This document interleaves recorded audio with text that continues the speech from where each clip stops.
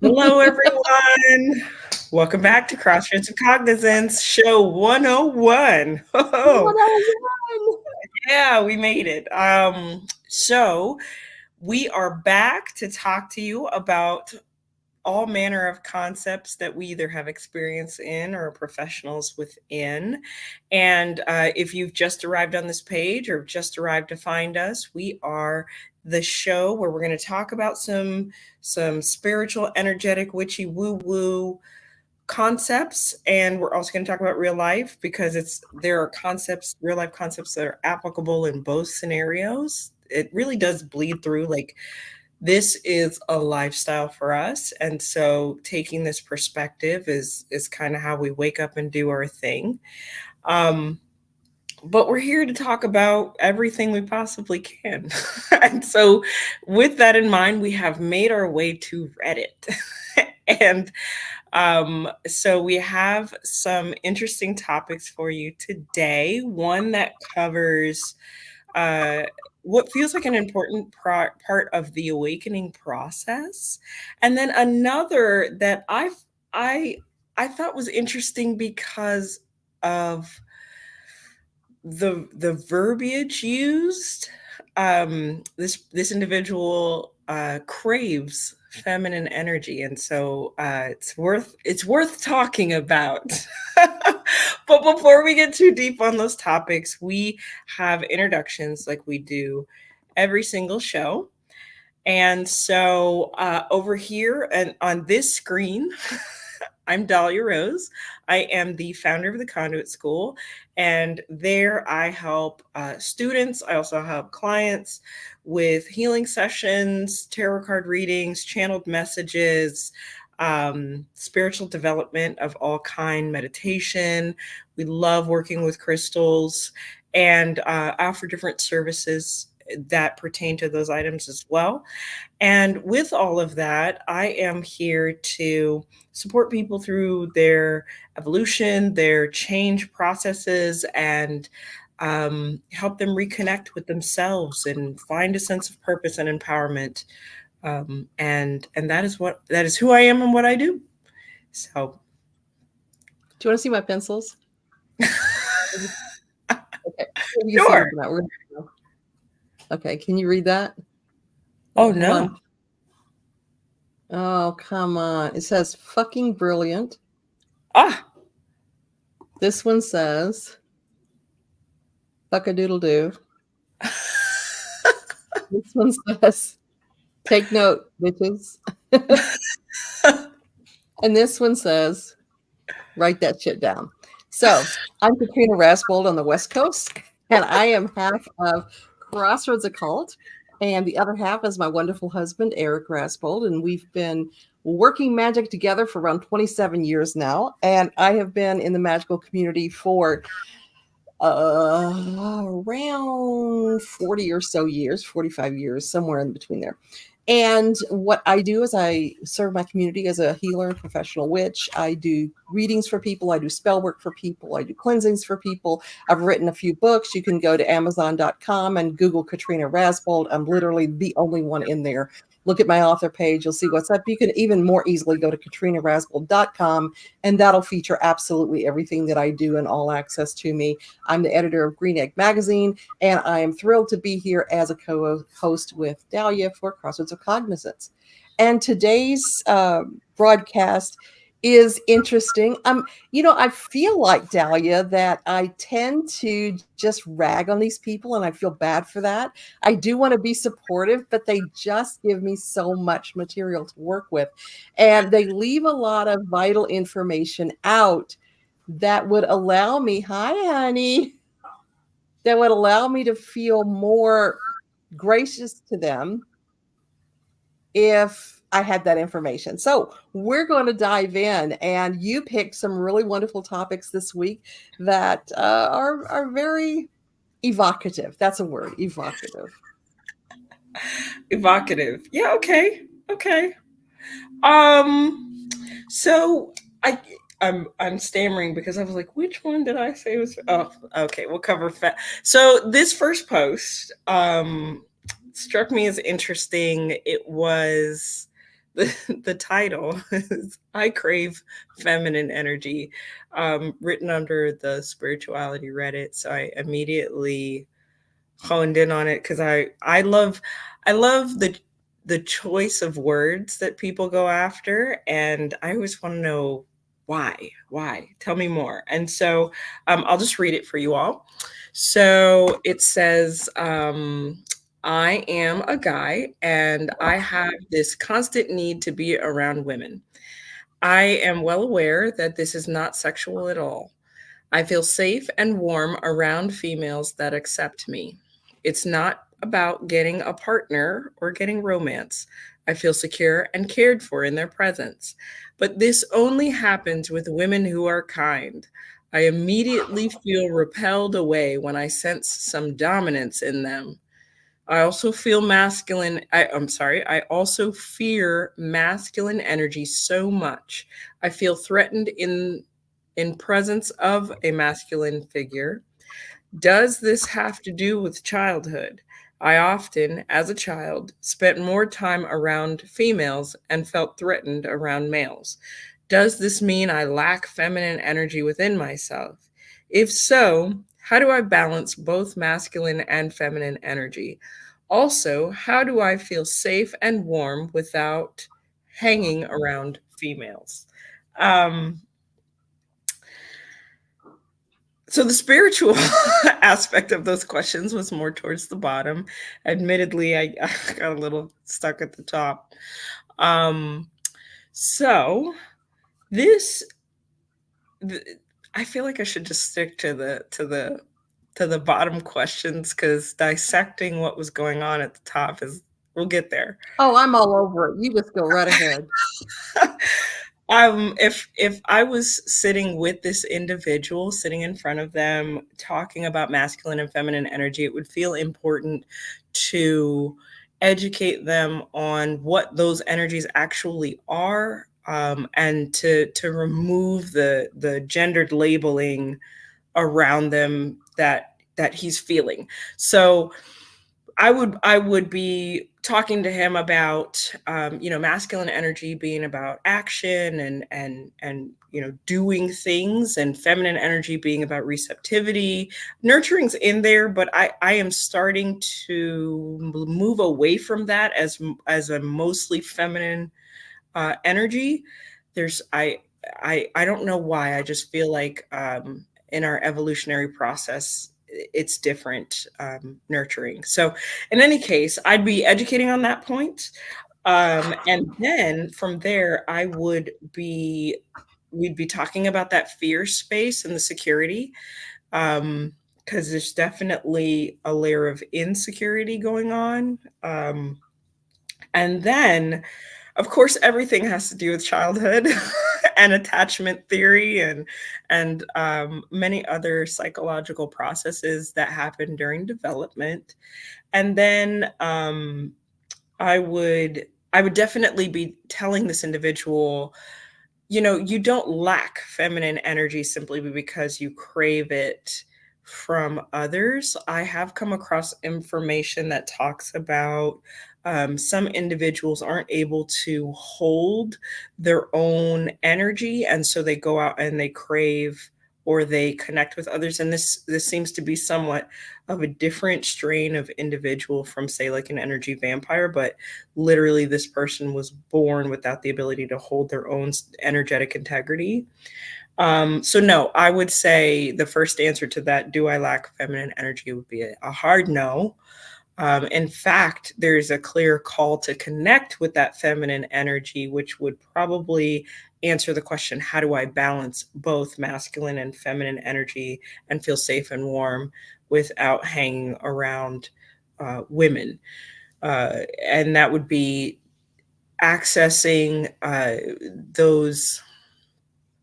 those feminine energies within, moving into more feminine practices.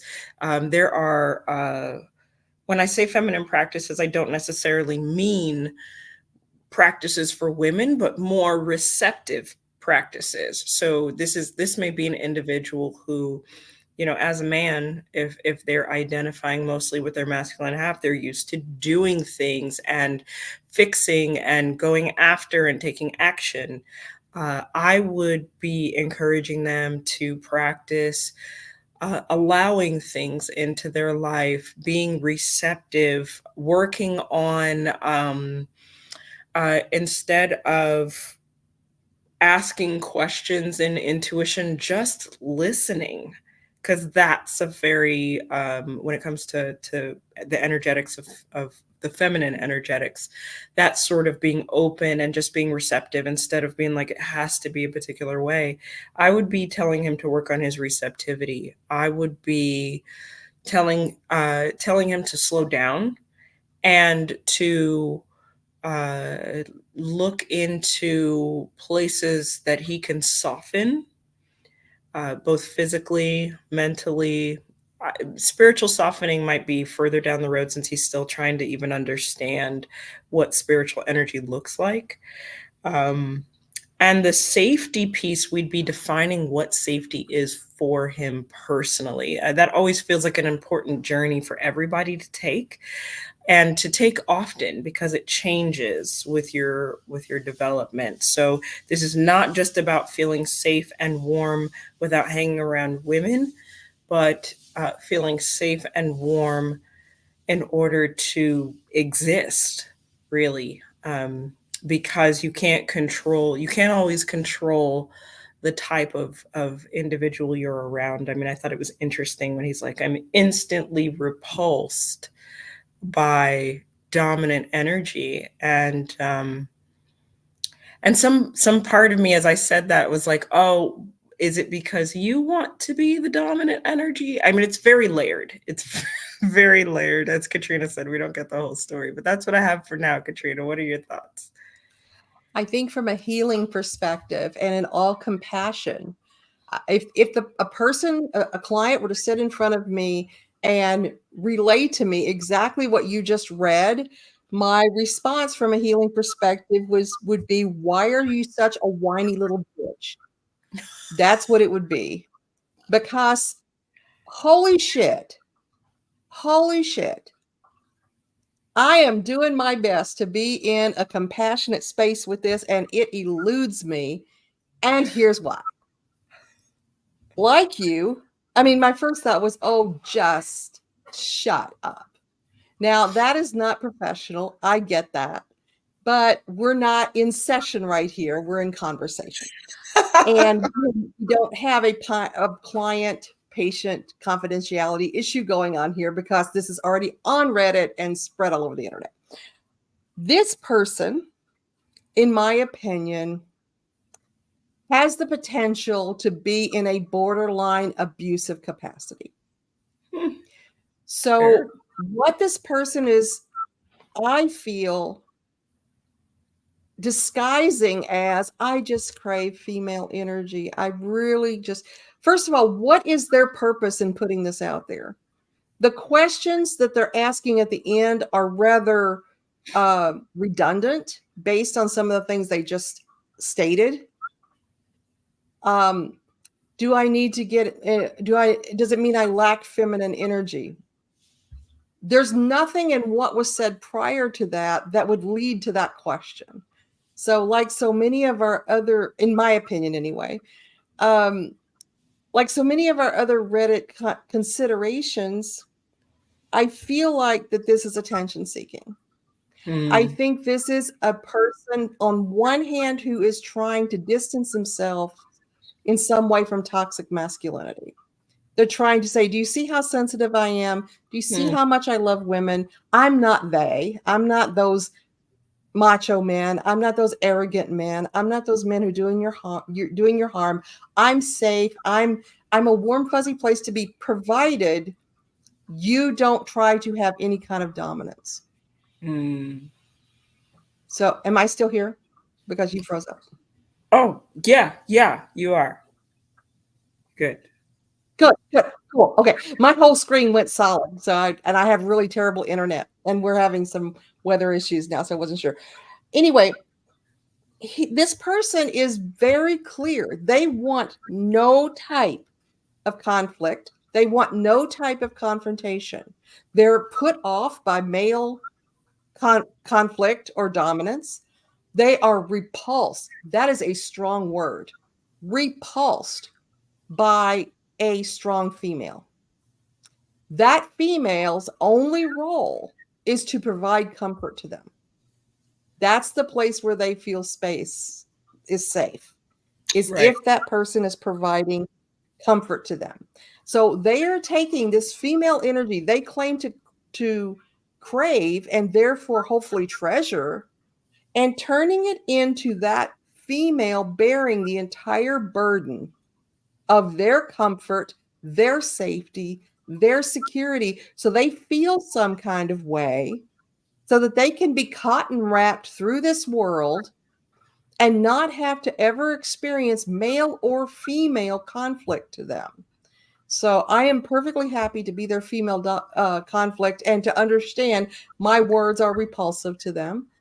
But there was so much about that post that was offensive to me as a female. Mm. And part of toxic masculinity is the resistance of a woman having any sense of empowerment. And this is sort of a passive aggressive and at one point aggressive resistance to a woman having any kind of empowerment. Yeah. And what they seem to be describing as feminine energy is just total, nonstop nurturing, loving, protecting, feeding, caring, mollycoddling, which is not the normal behavior of males or females. Right. It's not It's gender. the behavior of a dysfunctional person to only be on output all the time. And one of the things you hit on the nail so succinctly, I immediately, when I heard it, not when I read it, but when I heard you read it, thought vampire. And Ah, in the negative way. Now, I have a friend who's a psychic vampire that I adore.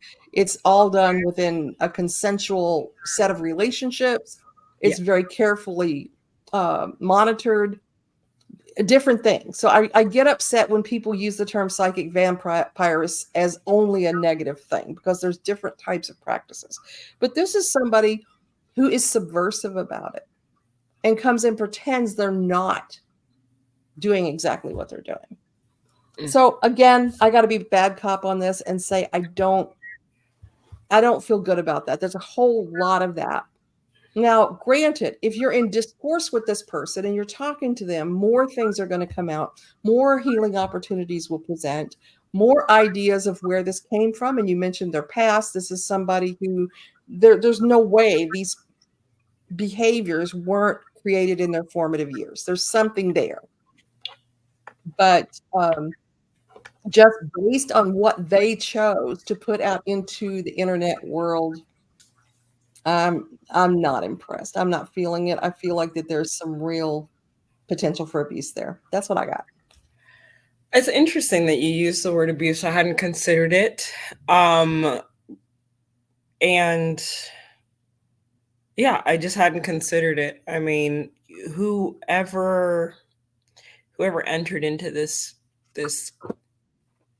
whoever entered into a contract with this person, right? Because we all make commitments. Um, would really have to just be a constant giver, which would, I mean, even if you're built that way, it does wear you down. I mean, to me, this is a perfect example of a very unbalanced situation, and maybe somebody who, I mean, it's possible that there can be some healing work around traditional relationships and traditional dynamics. Um, so it's just it can definitely reek of abuse and of thought processes. I posted recently on Instagram. I saw somebody say that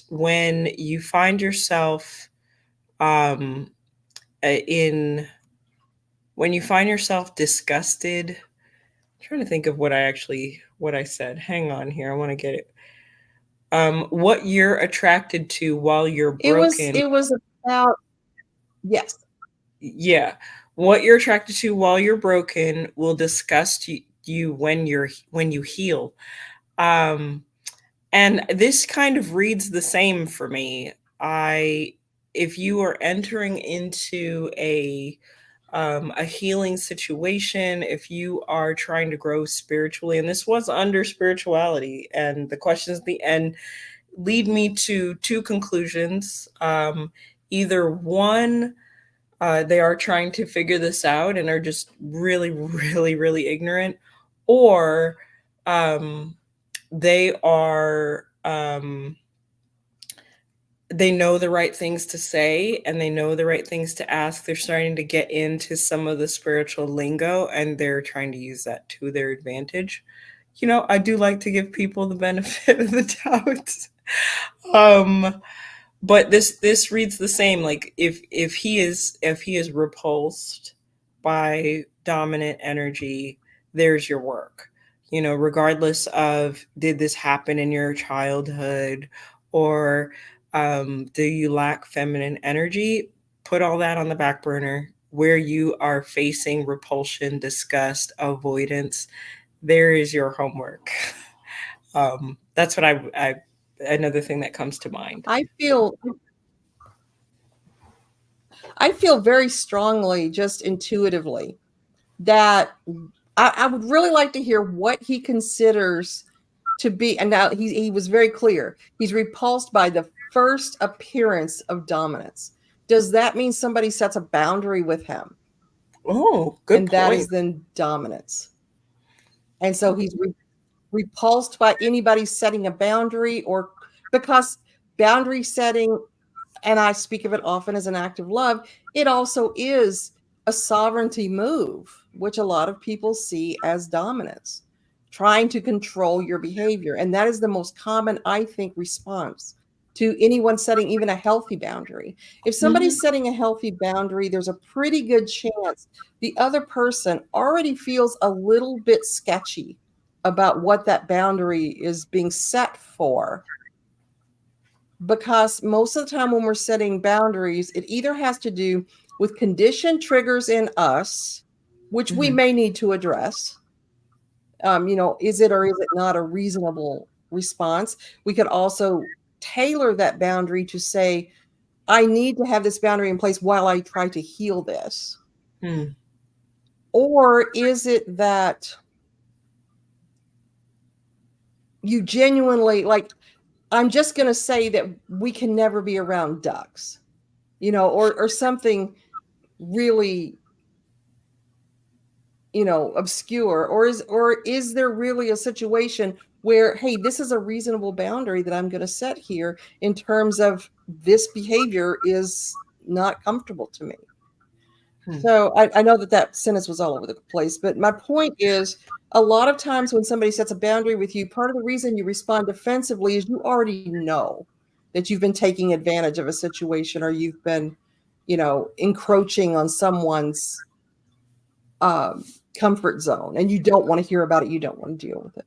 And so I'm wondering what that dominance looks like, because I don't think there are very many women, or quite honestly, a whole lot of men, that go from 0 to 100 on dominance. There are some who do. I mean, granted, I know that that's true. And because of the warrior spirit, there might be more men who do that. But I suspect that given the gender associations he has applied to behavior, that he just doesn't want anybody trying to enact any sort of sovereignty around him. Mm. Yeah, that women who are kind piece. I mean, to me, it's kind to be honest with you if I tell you you need to fuck off, and that's the kindness line. And then if you continue, Mhm. then I stop being so kind. Um, so very Right, because then it interesting. becomes, oh, shots fired. Right. Did you have any further thoughts on that one, Katrina? I hope I never meet this person. Fair. That's all. Absolutely fair. Now, that Okay. being the case, I mean, that the way that I respond to this might make people uncomfortable seeking me out as their healer, and I get that. I do have the capacity for compassion. I do have the capacity for holding space for people in all sorts of situations. And believe me, I've held space for people who had much bigger problems than this and were much more offensive than this. um, there is a place for compassion, and sometimes in healing there's a space for leading your client to a conclusion they need to draw about themselves, and Right. your ability to convey that to them in a compassionate way is important. When we are reading these Reddit things, we're seeing bullet points. We're seeing people are just thrown out there for consideration. We're not seeing the textured nuances that happen. We're not seeing the facial expressions. We're not seeing the tears. We're not seeing the fear that comes over them. They're not feeling their energy as much. And that makes a huge difference. It When a does. client comes to me, I'm team client. I am there to secure their best outcome. In this case, I think the best outcome for this client would be to lead them to a space where they can confront whatever fear and whatever insecurity is causing them to believe that as a fully, in theory, functioning adult, they cannot manage confrontation with males or females. That's the end Mm, of mine. okay. And I'm siding with Bram here. So we love your candor. Poor Um, Bram. So, like I've mentioned several times, Bram has known me for a bazillion years, and maybe a bazillion 1 years. I was just going through old family pictures this week, and saw quite a few of them have Bram in them. oh, And so, poor Bram has been poor Bram has been the subject of my candor more times than they probably do appreciate. But I love Bram, and yeah, I can have a poker face, but it's exhausting, so I usually don't. um, okay. Second situation came from the awakened part of Reddit. Not that part is awakened, but you're going through an awakening. Title: I feel like I have awakened. Um, you okay? Yeah, dropped a pencil. Okay. Okay. I Um, dropped my fuckadoodle doo pencil. that's the perfect Sorry, pencil to I'm back. drop too. Um, Awakened. okay. Was feeling very down, borderline depressed even for the last few weeks, but yesterday, after a lot of thinking without reaching conclusions, I feel like I have finally awakened. I don't feel like I should go with the mainstream as to how I'm supposed to act. I even feel like my social anxiety has disappeared. Of course, this is too early to tell, but I feel like I could just do about anything and find excitement in it. I'm no longer bound by my flawed body as I thought. It's just a body I happen to be experiencing life through. What really helped me break through is researching a little about ego death. I found the I, I found the following quote: "The more you learn about the ego, the more you realize that it cannot be believed. I feel like I really want to escape the rat race. I just don't care about anything anymore, and it somehow is very calming and exciting." Um, I liked this one, and yeah, have been there myself. I believe so. Obviously, there's not much advice to be given about this one. This was more of a sharing from someone, and it touched on a lot of things that I feel are important when you're going through your spiritual awakening process, to include the highs and lows of that experience. So, the depth of a person's depressed state or heavy emotions, I love that this person didn't fall prey to, oh no, I've gotten off the path. I'm no longer awakened. They actually sat with the emotions, and somewhere in all of that there was clarity, and there seems to be for them a layer of mystery to the clarity. For me, it's very obvious where the clarity came in, and it was when they started to release the social constructs about how they should feel. And it was accepting their body, and um, the ability to find excitement in anything. My I can relate. Like my partner, there was a time in my life when I could definitely find. I'm a Virgo. I could find anything negative about anything. It's very glaringly obvious in this type of species. um, and I'm often asked by my partner, like, "Are you bored?" And I'm like, "I don't get bored because I can find something about everything." We can go I could go outside, a crow could fly past, and I could think about 6 different things that that crow is bringing me in that moment, if not just pure joy of watching it enjoy its life. Um, there is a freedom when you start to unlock what thoughts and feelings have been given to you, and it sounds like, and we don't really know this person, don't know gender, don't know anything about them other than this what they've written. But it's it sounds like, in terms of their ego death quote, that they are literally shedding an aspect of their personality that they built to navigate the world. And in that process of shedding that personality, they're figuring out what belongs, what doesn't, and they're finding relief. The piece on escaping the rat race, I don't really know what to say about that. It doesn't feel like a negative sentence. At the same time, when I hear that sentence, um, I'm never really sure what to do with it. So I'll just leave that there. But I love that they're in this space of like not caring but also feeling excitement. Like that to me is balance. It's allowing life to unfold in some very beautiful ways.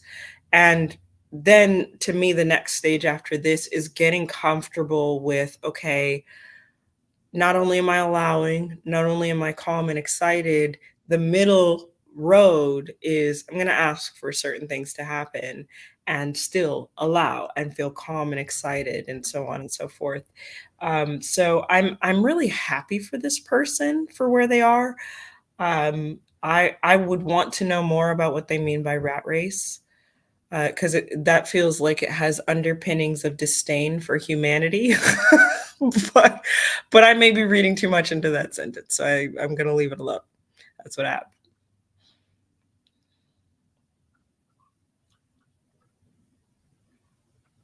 Your turn. Did we freeze again, Katrina? Come on. Hold on. My internet's gone again.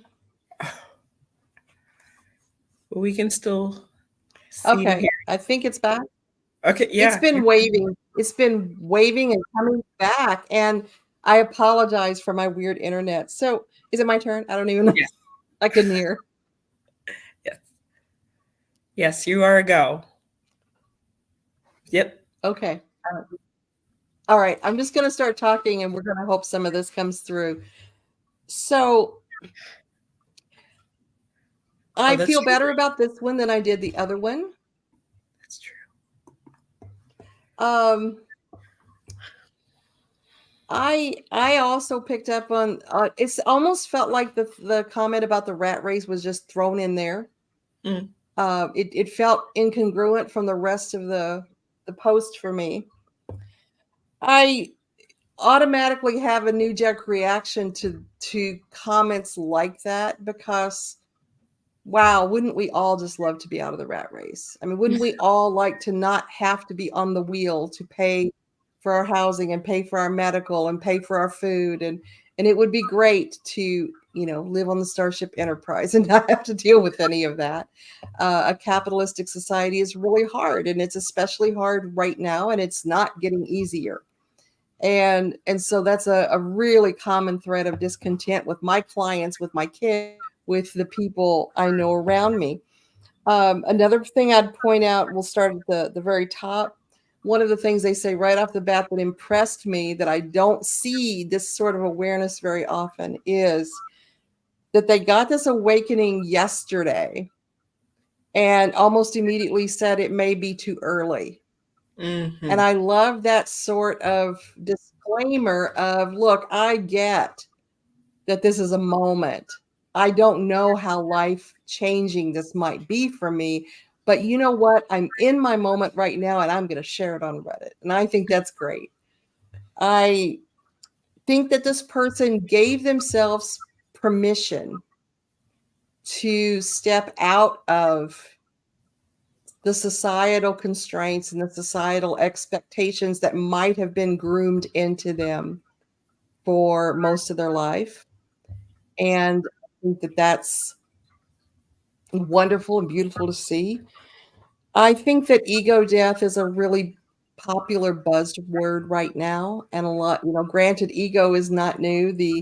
That was the ego and the id, of course, were the Freudian concepts that were so vital to the direction that psychology took at that point.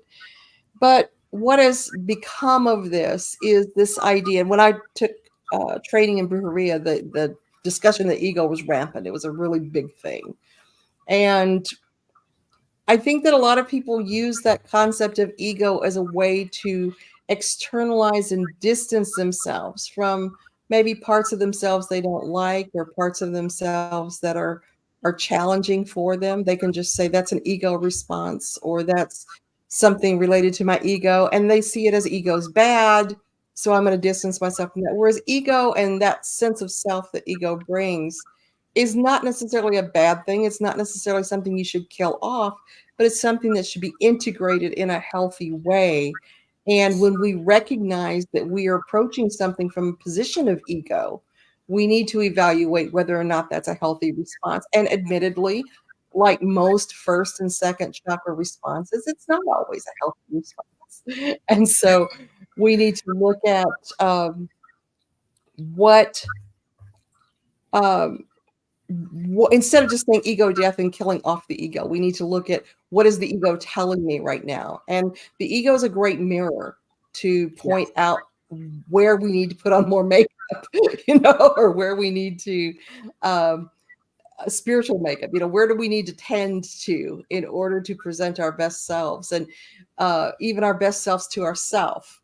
But I always see ego as a mirror. Um, I'm I'm a little doubtful about the phrase that I don't really care about anything anymore. That almost feels like a disconnect. I mean, we need to connect. We need to care about some things in order to justify being here and taking up space at all. I mean, caring about something is connecting. And if we're saying I don't care about the things that a lot of people care about, that's a different kind of not caring. Whether than I think what they actually said is I don't care about anything. Was that correct? That is correct. I don't even know. But I'm frozen again. So Well, so it's I funny don't you know. bring that part up, because with the disconnect piece, I almost feel like there's a layer here of being afraid of reconnecting, like they've just dealt with whatever they've shed that was given to them by other people, and now it's Mm-hmm. I just need some space. Like, I don't want to have to care, like decision fatigue, or like compassion fatigue, or something along those lines. In that space of not caring, I feel like that's maybe under the surface of the not caring piece. So I, like you, hope they do get back to caring, as that can be a spectrum too. You can definitely, I call it cave time, and where everybody gets tuned out, and you just recharge. Mm-hmm.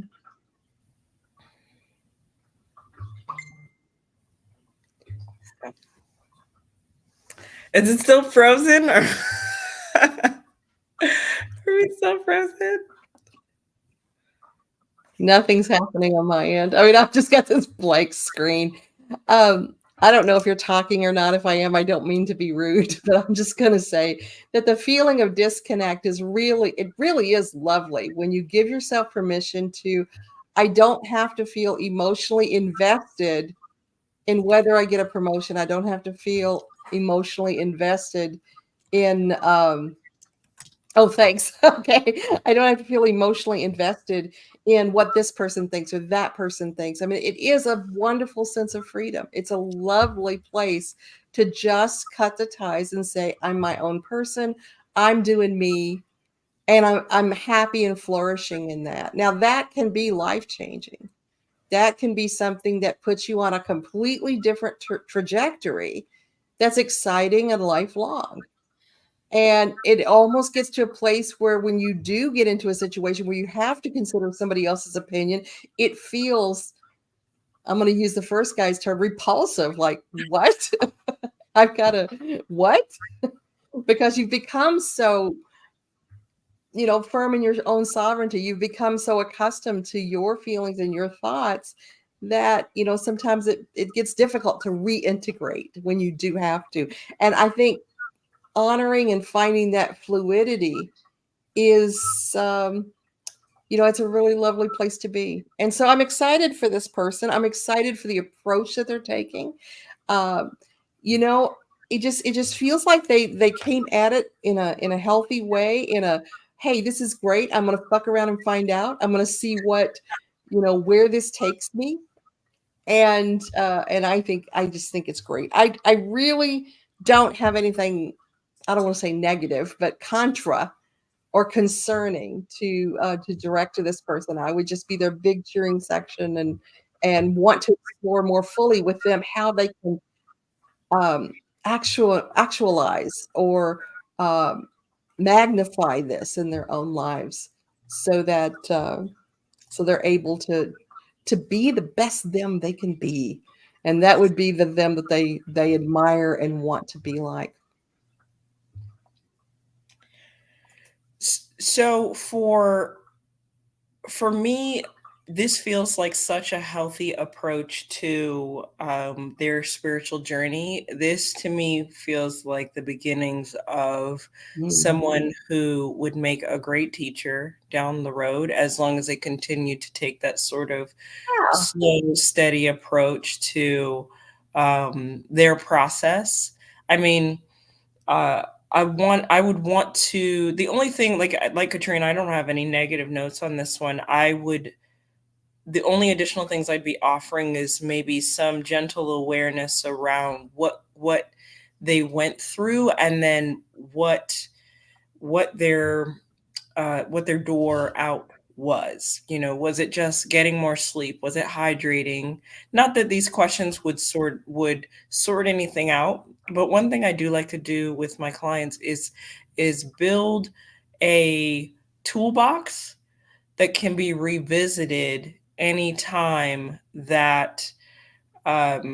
anytime that they have any kind of shifting, or any kind of unbalancing moment. I myself, on this past Sunday, Monday timeframe, became completely dysregulated and unbalanced, and had to go through my toolbox, and a lot of my tools weren't working. And so from there, I found myself completely twisted and wrapped up in my own skin.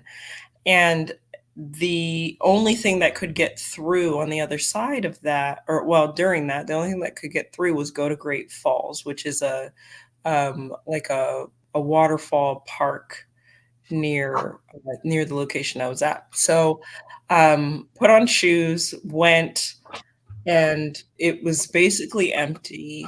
And just arriving to the gate, I could feel my body loosening up, and I could feel from there uh, my body beginning to soften, and then in response to that, I became tired. And I knew at that point I was really starting to my nervous system was finally starting to let go, because it was like a dog that wouldn't release something. It was just holding very tightly, and so I started to fall asleep. Safely got parked and fell asleep in the park for about 3 hours. And then when I came to, I went for a walk, and continued to explore what had just happened and what I had come through on the other side of. And so between me and this individual, I guess why I'm sharing all of this is because there's opportunity here where this person talks about been going through this process for the last several weeks, the last few weeks, few to several, and then from that time frame, they arrived at their open door to be able to be on the other side of what's happening as you go along on your journey. Because for me, the idea of being able to change my situation in a matter of hours, or to go through a healing process in a matter of hours, did not arrive for me until years and years after I started this process, this healing process.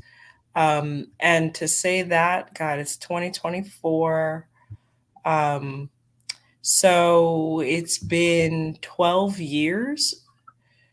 And so it takes time. And much Wow. like Katrina was saying, I love that this person was like, well, this is where I am today, and I recognize the beauty of it, but it may not be here long. For me, I'm grateful that for those long periods, and for the quickness that we can move through things, and even in the fact that I've been doing this a long time, sometimes it does take weeks still. Um, so I Hmm. love the opportunity here for the spectrum of healing to take place, and what could be recognized in this moment. So, I agree. For those of us that have really been at rock bottom and then just kept on digging further and further down as far as we could go, um, what becomes valuable in our awakening and in our actualizing is the establishment of higher baselines. mhm, And so, even though we get to a place where we might have a tough month or a tough year or a tough day or whatever it might be, we recognize that our drop down is not as far as it has been in the past, and that mhm, we have tools to manage the different things that come up. Hopefully, we have um, support around us and people we can reach out to say, you know what, I've tried this and this and this, it's not working. Sometimes the people that know you best are the ones who can say, I didn't hear you mention this. Did you try this? mhm, Or have you talked to so and so? Or, you know what, I remember a couple years ago when you read this book and it was meaningful to you, and that just came into my mind, so it might be important. And so being able to reflect that back to somebody helps not only recognize your growth, but to get outside eyes on the situation. But I really think those baselines of wellness are so important. And the demarcation gets higher and higher and higher as you heal more and more, as you become more and more awakened, for lack of a other corny term to use. But as we become more ourselves and more healed from different things we've experienced, when we do fall, it's remarkable because it's a contrast to our usual happy, stable self. But rarely is it all the way down to where we've been in the past. And to me, that's the true demarcation of success on our path, is where we fall to when we do fall. And if we didn't do that, if we always lived this healthy, happy, balanced life, I don't think we would have the opportunity to appreciate that contrast mhm, nearly as much as we do. when we do fall down and you know what, this is forever. It's like being depressed. When you are deep in a depression, you get the idea of depression. This is going to be terrible. I might as well just end it. This is so bad.